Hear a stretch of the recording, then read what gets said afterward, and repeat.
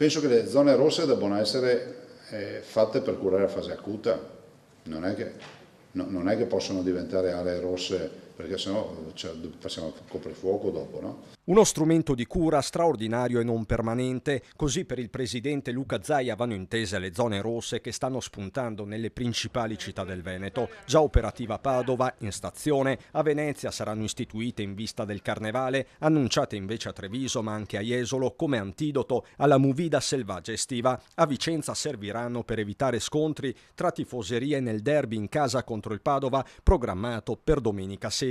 Zone rosse che secondo il governatore non devono diventare la norma, così come i fenomeni che vorrebbero limitare. L'unico aspetto che mi preoccupa è l'omologazione che ha questo paese, no? Ci stiamo omologando ormai a tanti disagi, no?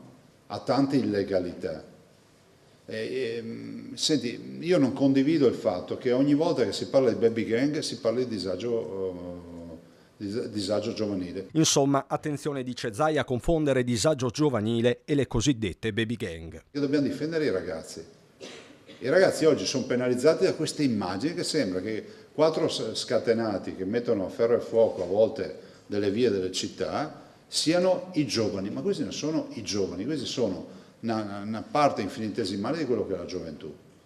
Penso che questi siano assolutamente degli delinquenti, punto.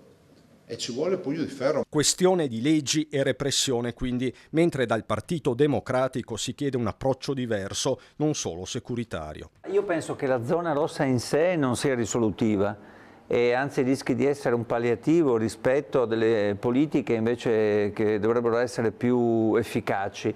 È una risposta quindi sostanzialmente debole, si rischia di non affrontare globalmente il problema, magari ci si concentra in una determinata area, ma se non intervieni diciamo a monte i problemi non sono risolti.